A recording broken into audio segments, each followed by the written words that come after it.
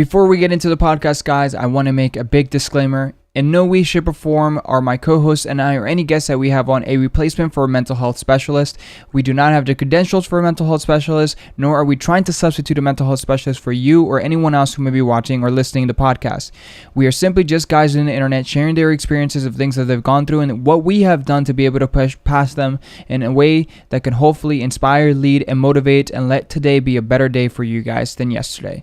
And as a reminder, if you do want to catch the live segment of this podcast, don't forget to stop by our Twitch channel, twitch.tv/thinktheory. We are live with the podcast every single Monday at 6:30 p.m. EST. And if you want more content, check out our YouTube channel, also under the Think Theory name. We post there weekly, and I hope you guys enjoy the podcast. What's going on, everyone? Welcome to episode number 3 of the Think Theory podcast with your host, the one, the only, Brayan. And as always, with the co-host, veganatoralpha, or Nelson. You guys know what it is. Today's episode is a fun one. See, the other day, you know what? We were talking about synergy in relationships and the importance of loving yourself. And it's gonna be a very pack-filled topic, I think. You know, like we can break that down. So, like, I don't know about you, but I always hated when people were like, oh yeah, you gotta learn to love yourself before you love anyone else. I'm like, screw you. Like, what are you even talking about? Do you know what I mean? You never thought that? You never thought that? No, if anything, I was like, you know what? Yeah, that kind of makes sense. You know, no shot, like, really. I'm dead serious, bro. No sauce, no cat. I always thought like, if you can't love yourself, like, how can you ever extend a true love to someone else? Yeah, you have to look within first. See, but okay. That was just always me. But did you always know that, or did you learn that? Because I learned that now. I see it the same way. But at first, I think I felt it when I was a kid. I always knew where I stood. I don't know. I don't know how to explain that. I just always knew, like, you know what? Yeah, that kind of makes sense. And then other people just reinforced that. It wasn't something I learned. Well, was it something I strayed away from and kind of hurt myself with? Yeah, I didn't really get the lesson until I was like, me, I gotta say, for me, when I first heard it, I hated it because, like, I didn't know what it meant. And at the time, the love that I was given, I was like, this is pretty damn good love, especially when I was, and this is gonna sound bad, but I was comparing it to other people around me. You know, I was friends with a lot of females. I was that guy. You know, I was friends with a lot of females, and I was seeing what they were going through. I don't know, like, you know, with their significant others at the time. Yeah, I know that it's high school and everything and stuff like that, but my point being is, though, like, I definitely remember, like, the love that I was given compared to what they were getting. I'm like, bro, I can do better than that. So what do you mean? With extra sass behind it, like, what do you mean love myself before I love anyone else? Obviously, yeah. I understand the importance of that. I'm sure you do too, of course.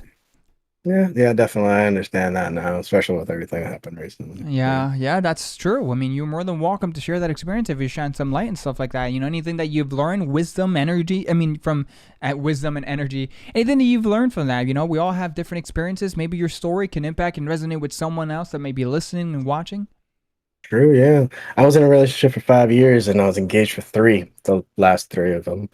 And it was actually a very toxic relationship, I have to say. You know, something I really put everything into. Was I perfect to be with? No, I made my mistakes. I owned up to my flaws. Yeah.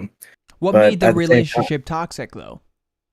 Miscommunication was the biggest thing. Not knowing how to talk to each other. There's one thing to be good with your words, but it's another thing to be able to communicate them effectively to someone else. Because the communication is universal. Everything communicates.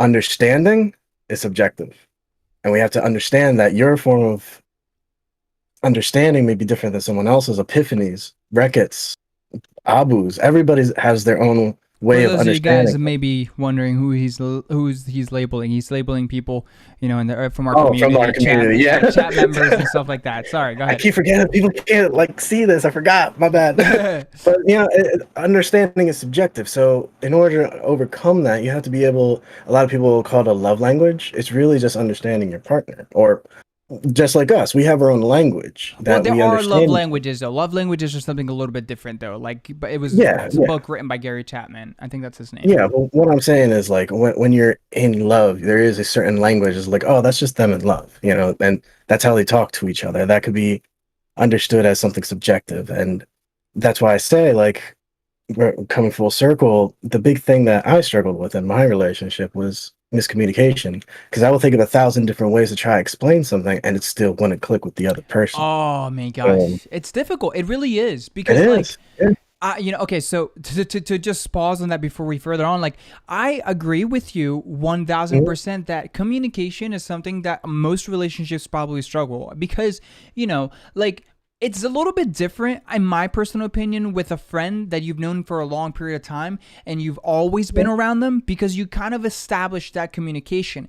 Can you have that same dynamic with a relationship and a partner you've been with for a while? Absolutely, but that has Yeah. to be a mutual effort. You know what I mean? Yeah. Like, and like Mhm. you most of the time with friendships, that tends to be it. If not, then you just drift apart. You move on with life.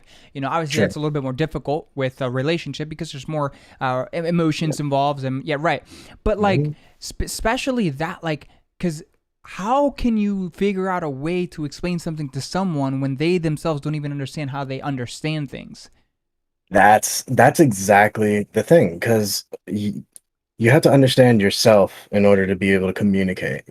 That's really what I struggled with in my previous relationship for 5 years. She didn't understand herself, so communication was very hard for her. And of course, there were other cerebral issues that were also present in that relationship as well. So it wasn't just like she just couldn't get it. There were some limitations that she had. So trying to make that work going forward was very, very rough. But I definitely do. I definitely agree with you. It's something that you have to work at. It's something subjective. It's something that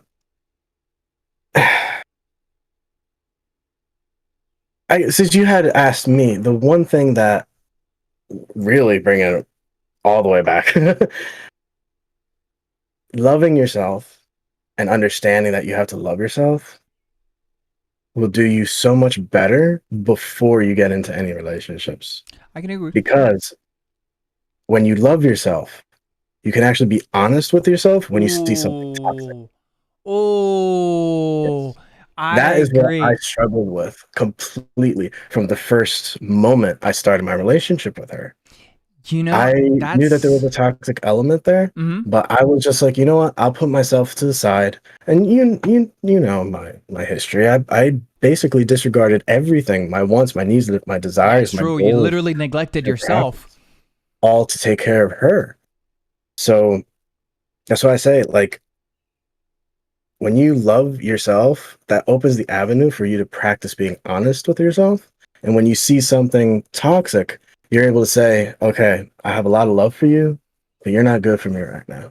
That's And you don't have that huge. connection or that burden or those anchors and hooks that are just like drive right into your heart and soul, because it's like, oh, I spent 5 years with this person and I can't, I don't understand why this isn't just working. I'm trying to do, I go through 7 different explanations trying to explain it. Mm-mm-mm.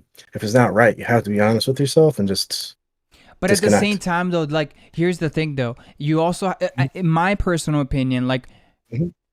I think it all comes down to self-awareness, right? And I Yes. think that learning to love yourself, I think for me, the way that I see it, I mean, I agree with you for sure Mhm. that it teaches you to be honest with yourself, but I only feel like that can come through self-awareness. You know what I mean? You have to have a certain level Mhm. of self-awareness. I think like we talk about that all the time, and not just this and different podcasts that we talked about or that we've had, the importance Oh yeah. of self-awareness. And it's interesting because here's yet another example of how one can work on their self-awareness, and Yeah. it translates to Mhm. so many different avenues in their lives. That extends much Very further than just a relationship, really. Mhm. Mhm. That's amazing. I mean, obviously unfortunate that you had to go through that, but Well, I mean, honestly, and I'll say it on record, I'm not sorry that I went through it, because I wouldn't have learned as much as I did if I hadn't yes, gone through that. And yes. I learned a lot. There was a lot of struggles. There was a lot of hurdling through the quagmire and toxicity and immaturity. There was so much that I learned and grew from. I honestly believe that the me before, if I had a roadmap of what I was going to go through, Mm-hmm. I would want a different way. I felt like I could 100% say I wouldn't be able to go through that, and yet Yeah. here I am. Right. Yeah. You know, and I really like that. You know, this is actually a little foreshadowing here to the next episode that we're going to be talking about, which is restructuring failure. You know, and I love that, and that's kind of like you kind of just briefly talk about it. And for those of you guys who may be watching or listening, you know, I don't believe that there's such thing as failure. I don't believe it. I don't believe in failure because everything has a lesson. You know, it is a matter of perspective, but we'll get into that in a different podcast here. So if you guys are, you know, interested in that, don't forget to hit the follow button, subscribe, and all those good stuff, or check out the website, guys, to stay informed. But you know, I'm really excited to talk about that because I think that combined with self-awareness is honestly, they're two just, it's like a yin and yang. It's a heck of a balancing act, you know, and it works beautifully, you know, with growing through life. You know, and it all starts with the self. So like that's huge. And I used to always think that self-awareness was like some kind of skill that you had to like learn. No, it literally is discovering your self-identity, discovering who you are at your core, not just your physical, not just your mental. You know, It's about understanding yourself. Completely, yeah. And it's not a skill, it's just who you are always. Right. You know, it's funny that like not a lot of people know that nowadays. They're kind of just autopiloting life. I did, but it's difficult though because like this is gonna sound messed up, and I know that some of you guys that are gonna be listening to what I'm gonna say are probably gonna be like, "That slow down there, sir." You know, right below the whistle there. But like, how do you go about telling someone that they're doing something wrong that they don't know they're doing wrong? It's kind of like that saying, you don't know what you don't know until, or like you just don't know what you don't know, you know? And it's like, people are like, well, how do you know what's good for me? And it's not that I know what's good for you because I don't know your life, you know? And, but at the same time, I have experienced and been in similar situations, and this could help you what we're sharing, you know, but you have to be open to that, you know, and if you're not open to anything aside from your autopilot life, you know, to really see that life is so much more than that, there's no going anywhere. There is none, you know. I mean, you probably know this, the gift that you can get from being present on a daily basis is so much more rewarding, you know. Every single minute you're just like, you're there and you're active. Yeah, your mind drifts every now and then, and that creates a certain level of freedom and limitation that stops you from feeling like you're in autopilot. Because guys, realistically speaking, I mean, I know I can say this, probably, you know, Nelson can attest to this as well too. You know, I think we all have a certain routine that we go through in our lives, you know, on a day-to-day basis. So there is, to some degree, a certain parts of our life that are automated, but there are so many people that just fully let that automation go on, you know, and like that's huge, or rather not huge in a good way, the damage that can come from that, you know. I'm picking up what you're putting down because it's true, because like going back to like a couple of podcasts ago, it's that creative energy, you know. Technically you are your creative energy, and if you aren't aware of that, you're kind of just, like you said, autopiloting life. That's scary. Yeah. Because like me, I could attest to this. You never know your true potential unless you unlock that. It's about discomfort. Oh. Yeah. And that's honestly, we live in a society. We live in a society that almost kind of pushes away your discomfort and tries to cover all the bases. But the only way for a human to grow personally, they used to call it taking your own pilgrimage way back in the day. But really, it's going through your discomfort. What do you feel uncomfortable with? And how can you drive past that instead of avoiding it? That is the key to unlocking self-awareness, self-identity, who you are. And it's funny that you say that, because my take on this is kind of a spinoff on that, is that I feel like society has tried to make so many different things safe that it avoids it's literally a mass avoidance of discomfort, and it creates this generational I guess it just creates this feeling, and And it's like people don't learn that it's okay to be uncomfortable and push past that. It's okay to have a different opinion, and even though you feel uncomfortable by someone else's opinion, and respect them as a human being, and still be able to even cohabitate, even though you see things slightly different. Now, there's obviously some dynamics that it could be changed, especially when I said cohabitate, meaning like if you're living together and stuff. But like you can still be friends with someone that sees things completely different from you. I mean, that's that happens in our friend group. Not everyone in our friend group is Christian. They don't believe in God the way that we do. That's okay. They're the first person to sit and have an ear and actually be open minded to talking about it. But at the end of the day, if we disagree, they're the first person that will also take the clothes off their back and be able to help me out. And I would do the same for them. It's a mutual respect. And I feel like because society tries to make things so equal and so safe that it just doesn't allow people to go through that discomfort. And when they do, they don't know what to do because they haven't been equipped with that. And I feel like that's the newer generation that's coming out. That's what they're dealing with. You know what I mean?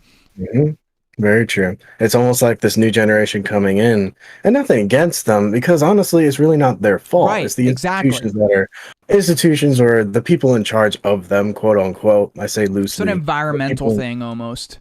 Yeah, they're learning, like the high school regime, everything's given to you. You're not going out there trying to survive in the wilderness. The textbooks are given to you. The information for participating. Essentially, without actually learning, okay, this does what does this? Well, not even that. I mean, like the participation trophy is like a really important like thing that we should cover, because like, I mean, people don't understand the efforts of hard work. Because why work hard if you're gonna get a trophy at the end that still says good job, you did well. Essentially, yeah. Like, and that diminishes the value of like, okay, I have a goal to get the trophy when trophy is first place. But now it's like, I'm going to get the trophy when it's just participation. It completely shatters all hard work or ethics or any kind of work for that. Yeah. I completely agree. Yeah. It's a very interesting dynamic. And the thing is like, it's not like one group's fault or the other in terms of political sides or anything like that. It is literally a collective whole, a whole bunch of people over time and institutions and just things that were just slowly passed down little by little, incrementally, and that's how we've gotten to where we're at. And the thing is a lot of the stuff in theory does make sense, and maybe there is I'll be the first person to say maybe there is a story, or not a story, excuse me, an experiment out there that was done on people who earned participation trophy versus those who didn't, that actually has a positive result. That's completely fine. I'm not, saying that I know everything. I have researched it. Just speaking from my experiences and the people that I know, my nephew and everyone that's growing up and stuff like that. And even, people that I've worked with, that grew up during our time frame and seeing their kids and stuff like that. Like they're just seeing the same, they share the same value. And it's weird because at the same time, we're like, they adopted that value of it's okay to avoid discomfort over time, while we're also trying to teach them to adapt the value of discomfort. It's like we're trying to force through these different ways of living on them, and they're not it's weird. It's weird because it's like you're doing the same thing from both sides, except the end goal is completely different. But it's I don't know. It's shoving too much into one little space. Yes. It's too much. It's overloading. Yes. It's overwhelming. Especially with information being so easily accessible nowadays, I mean, literally even this channel right here. This is one of millions of channels that probably talk about similar things, Very true. And I think that the important thing is that there's nothing wrong with different perspectives, and people should seek out different perspectives. But at the end of the day, never let someone decide from them. They have to come to their own conclusion and choose to go with something, and like I think that's like that kind of lacks a lot, even with the amount of information that is out there. I feel like, especially like if you take someone that may be a big influence and stuff like that. And the thing is like let's just say we were a big influencer with millions and millions of followers, like we can't control what our audience does. We can only try to influence things in a positive way. At the end of the Mhm. day, dude, we can, even someone listening to this can take something that we're saying and just be pissed about it, even though we meant no harm by it, Yeah. And it's just Mhm. like through information overload, you can either fall to, I feel like most people fall into the category where like they just don't know what to do because there's too much information, or they take something the wrong way and they follow just one person and they kind of block out all the other perspectives and stuff like that. I don't know. That's Mhm. just my take on it. I agree. I just got done saying understanding is subjective. So there's True. if we were, in that situation, that's millions of people that are just unique Yeah. in how they absorb information. So I agree with you. I'm right there with you. Yeah. Interesting. And then the other thing that we were going to talk about is the synergy, in a Yeah. relationship. Whew, that's another. Do you think that I want to synergy talk about toxic. well, here's the thing though. I don't believe that good synergy okay, I Hmm? guess synergy in general is good. But I'm trying to figure out how to word this. I don't believe Yeah. that synergy can exist in a relationship if if there is no self-love from both sides of the relationship. Like you need to have like I feel like synergy is a byproduct of having a solid foundation.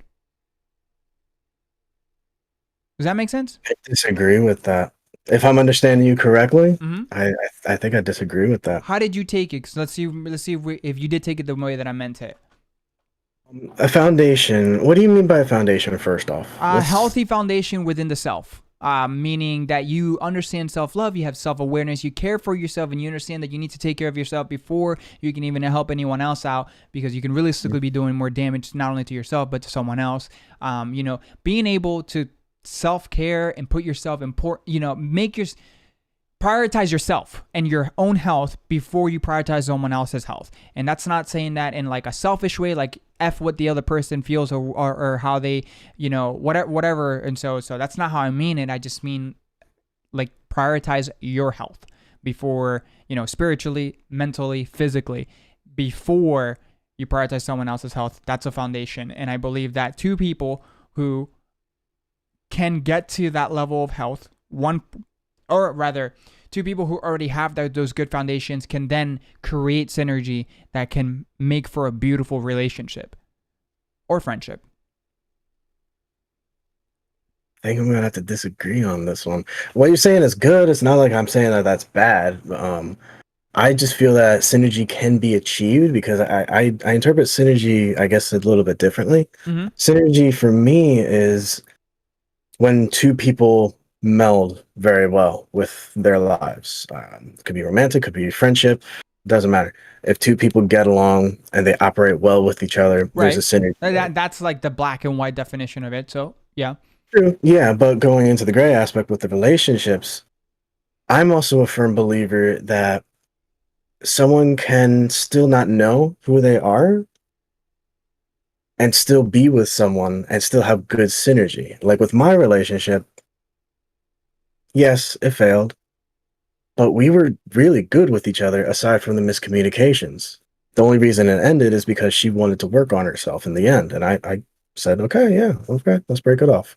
That was hard for me at the time. I didn't just say, yeah, Obviously, okay, yeah. whatever. Yeah. Let's clarify that. Ultimately, I had to, yeah, I was like, no, tears and crying and ugliness later. Yeah, I got over it. I accepted that fact.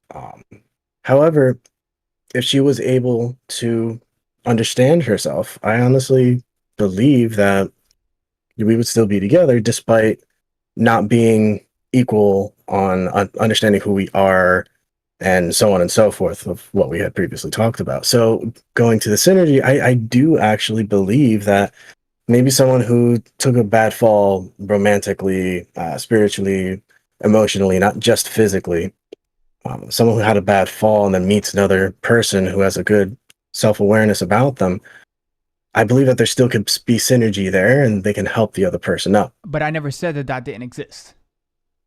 Okay. So, So I do agree with you because mhm. my relationship was I'm gonna peel back the curtains here, get a little personal. Obviously, you guys, my relationship obviously with my fiance was that I had to grow up, like I said in previous episodes, at a fairly early age, which sucks. But looking back at it, I wouldn't have had it any other way because it forced me to be a lot more mature at an earlier age than I needed to be. And that really translated to a lot of positive things down the road in my life. And when, obviously, I've known my fiance for my entire life, but we've never as close until when I moved up here and then we started dating and everything and stuff like that. However, she was in that kind of same boat where she took some falls, bad falls romantically. She didn't have a good idea or perception or never had a good example of what healthy love looks like, right? And for me, I had an example of really bad love as well too, but instead I said, okay, that's not what I want, so I'm going to go the opposite way. So I took that as a learning experience, and that's how I built a lot of my, in that aspect, and a better idea of what love is and what I should be at. However, her and I, when we got together, I helped her up. I helped her see a lot of things. Now, that did not come easy, of course, but she was willing to meet me halfway.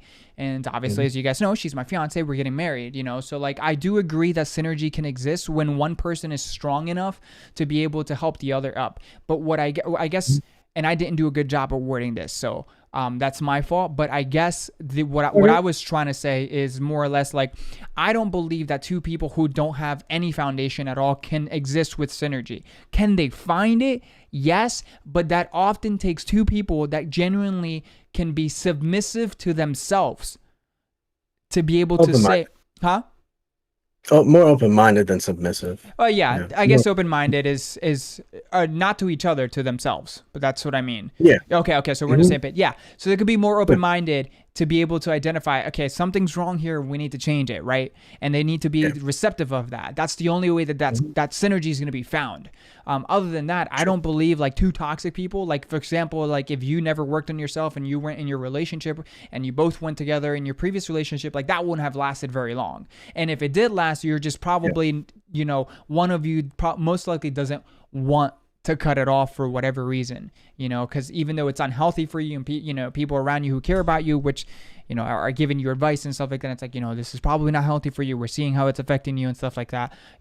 Sometimes people just don't want to cut it off, even though they're toxic for each other, Sure. But it's, that kind of falls into a different category though, like, or not falls into a different category, but can go down a different category of like, what kind of love do you think you deserve?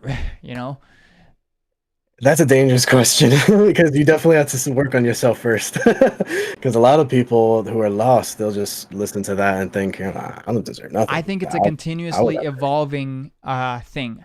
I don't know how you see it, but in terms of the kind of love, like if I were to ask myself, what kind of love do I think that I deserve? I couldn't give you this is what it is. I think it's something that, or right now it's like this, but maybe 4 or 5 years down the road, it's going to change and build up to that. And I don't mean that I'm going to fall out of love with my significant other because she's not meaning that with me. No, because I wouldn't want to be in a relationship with someone that can't grow with me. You know what I mean? But right. I feel like for a healthy individual, that kind of love always changes, as they grow together, they learn more about each other and stuff like that. They realize the good and the bad and the ugly and everything in between. And like, it's that yin and yang act. It's a balancing act. So I don't know. That's my perspective on it. Do you think that it's stagnant, like it's a static thing, or do you think it also evolves as you work on yourself, for lack of better words? If I'm understanding you correctly, I think actually it's both. And I say that because everything is subjective to the relationships. It's two people, but two people here and two people there may experience two different things or the same thing. We don't really know. So I feel it could be something organic, or it could be something black and white, and that's the rules that's the thing that they live by. So I agree with you. I just also see it in both avenues as well. So I can agree with you as well. I can agree with you in seeing it in both avenues. Yeah, because you're right. It is very subjective at the end of the day. Right. Yeah. Mm-hmm. And that's the beauty of it. That's the beauty of all relationships. You should be able to have that kind of, you should be able to have different synergies, like how you said it. Two people could be in the same place and experience two different things, and that's huge. That's really important. So I agree with you, actually. So that's If I could interject something for the audience real quick, for those that might be listening, because everything is organic, and by organic, I mean constantly changing and unique to that person or the individuals involved. Outside opinions should be considered, but not taken to heart. oh, I have to mention that because we're I talking about disagree with that. relationships. Well, let me get my piece, and then we could go to yours.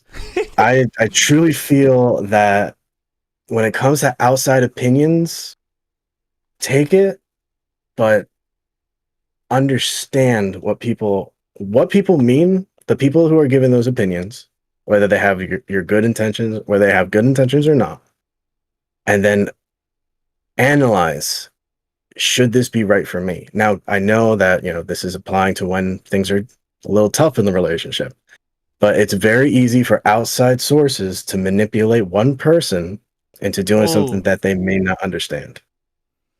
I That's what could happened with me. I could understand that. I could understand that. The reason Yeah. why I had to disagree, which you kind of actually, I obviously cut you off. Um, I was going to say it really does depend on the individual and their intentions and if you actually Yes. trust them. But at the end of the day, Mhm. you should still just consider what they're saying. You shouldn't live by that. That shouldn't be the rule or the exception. You should take what they're This person saying. said this, so just run with it. Right, Yeah. exactly. Consider your own Because life. like even with counseling, like that counseling is great and everything like that. But ultimately at the end of the day, you're taking at least my experience with counseling, and couples counseling, like you're gonna be giving a suggestion, things to try, you're gonna be doing your homework for lack of better words, and you're gonna come back with basically like data, feedback on how those things went for X amount of time, and then you're gonna keep adjusting and adapting and changing things till you get to where you need to be with your counselor and your significant other. So even then that for it will put it in a professional setting, it's definitely the same way. I agree with you then. Yeah. Yeah, because especially the manipulative part, if you're oh, I feel like love makes people so vulnerable that it makes it so much easier to be manipulated from an outside source, if you let the wrong person in. I kind of agree with that. What you I mean? kind of agree with that. I mean, I definitely I agree with you, but there's also a part of me that kind of disagrees because true love should be so strong, and maybe this is like the perfect case scenario, but in my head, true love should be so strong that it's only you two. Nothing could ever get in between. But that's just me. Again, that might be perfect case scenario. No, I can agree with that, but what I am saying, I guess the way that I was speaking about that is that is something that, in my personal opinion, you're right. True love is something that it should just be between you and the other person. No one else can matter. But when you are at a state of emotional vulnerability, you'd be surprised what can get in there to even the strongest person, and that's I know. kind of where I was, I guess Mhm. leaning towards that, because everyone's got a breaking point. Everyone's got a point where they can be, maybe not manipulated. That's too harsh of a word to say, but can be Mm, influenced. Can be I don't think influenced. it's too harsh. I I think manipulator is the right word for it. it's very situational though, because oftentimes, like manipulation, I think influence is a better word, because manipulation means that someone, I think, has ill intent in trying to maneuver you through through what's going on. And I think influence is someone that you trust enough to where you trust them enough where they're going to have some kind of influence in your direction because you trust them enough, and you take what they're saying at a state of emotional vulnerability as black and white, let's run with it, instead of thinking about it, let me get back to you, and really, figuring out how can I apply this, how can I go ahead and, reach this direction, that direction, whatever, that would be in the how can I adapt? That's a better word. Yes. because it's definitely, Hmm. you have to take something and see how, what is best for your situation, and you, to be able to do that, you definitely have to be able to be, I guess, adaptive, so I can Hmm. agree with you, but at the same time, like, we're like split in the middle, I feel like. Like, we agree on the same Yeah. things, but Well, we, we like see each other. Yeah. right, Mhm. right, yeah, because I Yeah. mean, I guess for me, anyways, I certainly feel like people can be very easily manipulated when they are emotional, and Yes. when they're Hmm. emotional and around someone, that they develop some kind of trust, or the illusion of trust around, Yeah, and that can be influenced or manipulated depending on the intentions of the individual you surround yourself with. I agree. Because my probably one of the things that I can't stand are friends or people that you associate with that solely believe that their perspective is the right way. So then when you are at a state of emotional vulnerability, they kind of force that on you, and it has this profound effect that it's like, crap, I never should have like even gone that direction, Instead of someone saying, well, Mhm. if I was in this situation, this is likely what I would do, but that's me, I'm not you. Like, Mhm. take this, think about it, and see how you can Mhm. adapt and make it better for your situation if you don't really know where to go. Because I feel like a good friend never really gives like a solid advice. It kind of gets the gear of the person they're giving advice to turn. You know what I Yeah. mean? Like, that's Mhm. my They give you personal what you opinion. need, but not in an overwhelming manner. Yeah. Yeah, Hmm. very very subtle, straight to the point. Yeah. Um all right, well, we're There's gonna so much relationship. Oh, sorry. Oh no, go ahead. No, I was just gonna say like there's so much relationship advice that I could give because like gosh, like this is the one thing that like society really kind of struggles with, just building relationships, whether it be friendships or something romantic.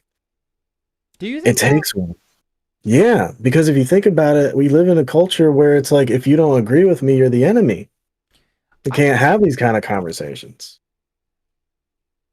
Yeah, okay. I guess in that aspect, I can agree with you, because Mhm. I personally feel like I feel like so many people have fake friends, like people Yeah, that they call friends, and they're like, oh yeah, I got a bunch of friends, and I think it's actually a lot easier, probably easier than ever, to make friendships and develop those things. But in terms of when it comes to, I guess, mentalities and the way perspectives of whether it be political perspectives, spiritual life perspectives and stuff like that, yeah, I do agree with you that we're definitely at a state where people cannot really respectfully disagree. So, and that yeah, creates a lot of tension, and probably mhm, makes people like, I don't know if I want to go down that route, you know what I mean? yeah. You see that with marriage all the time. That's why the divorce rate is so high. That's rampant in relationships. Yeah, it's just That's a little bit different it's though, sad. because I don't know what the statistics are, but I'm pretty sure that the number one reason most marriages fail is because of financial issues. Yeah, but if they were to have a coherent conversation about that and understand each other's point of view without maybe arguing, maybe not listening, Mm-hmm. that wouldn't be there. It's about the initial conversation about the financials, the cheating, or whatever the issues or the statistics may show. There's always a conversation about that. If you can't reach a happy medium over anything, No, so like, don't you think though that the finance? Okay, so like, specifically relate. Let's just run with this for a second here. Let's just sure. run with this and say that right now, without looking, again, this is just the last I remember, but I'm fairly certain that financial issues are the main reasons why a lot of marriages fail.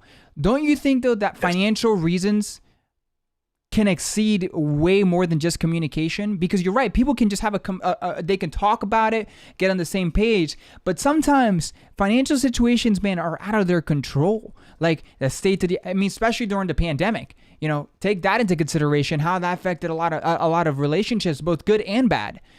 Specifically relating to finances, I just feel like there's, to some degree, I think that's out of their control to some degree.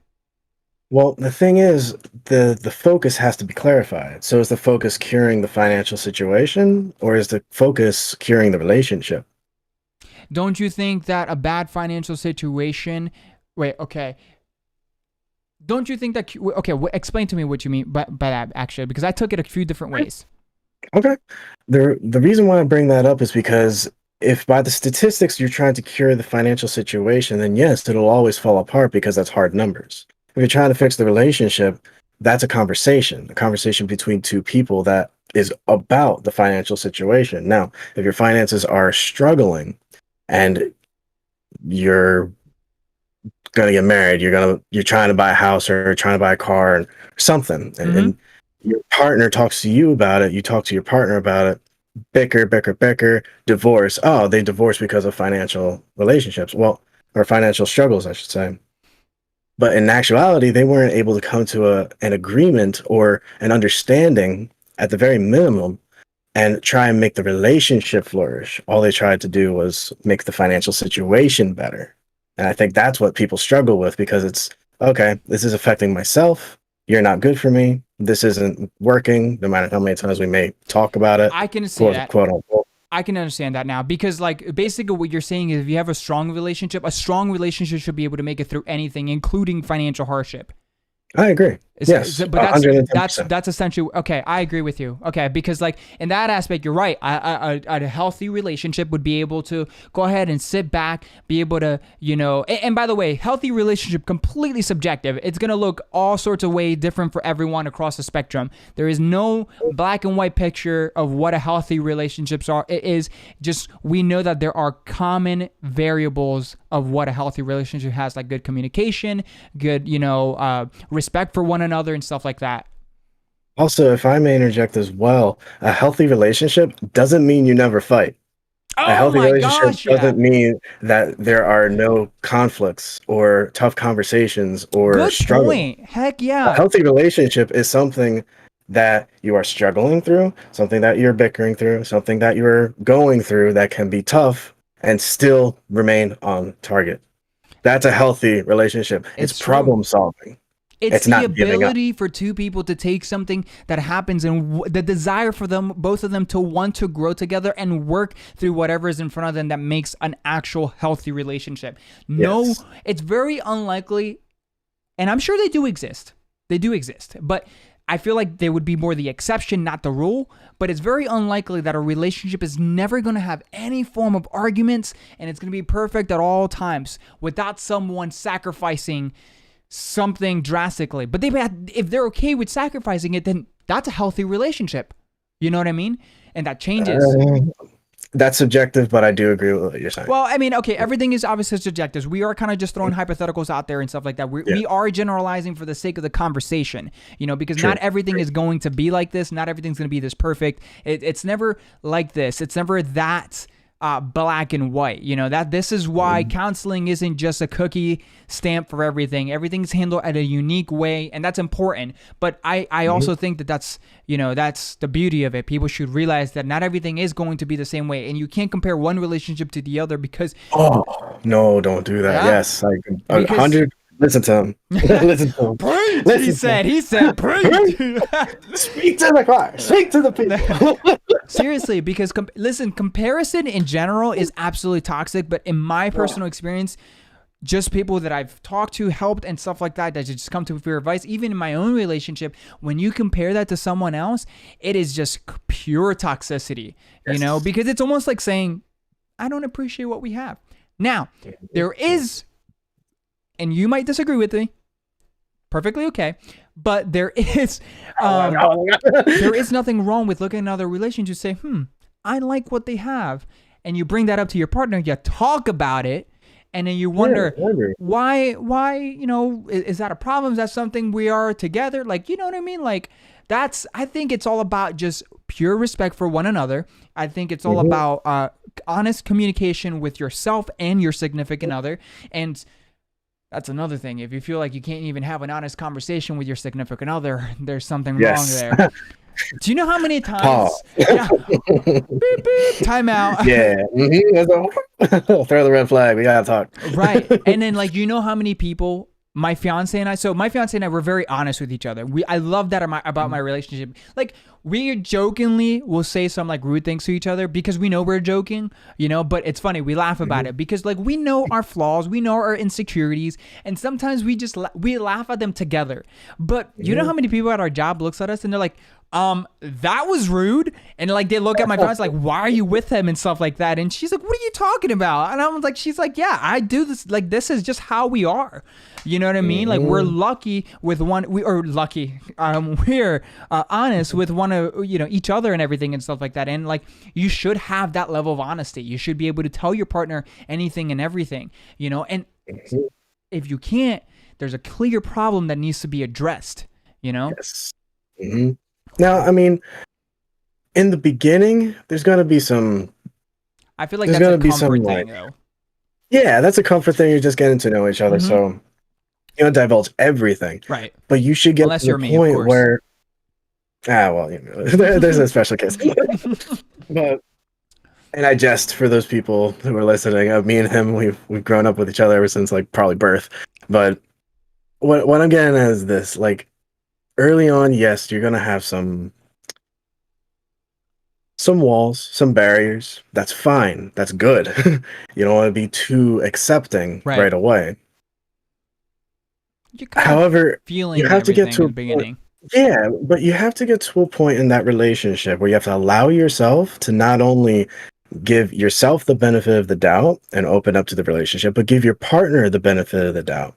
Because again, nothing is perfect. Right. Someone's gonna mess up, whether it be you or him or you or her. Yeah. It's the toxicity comes from thinking that everything will go right and go your way.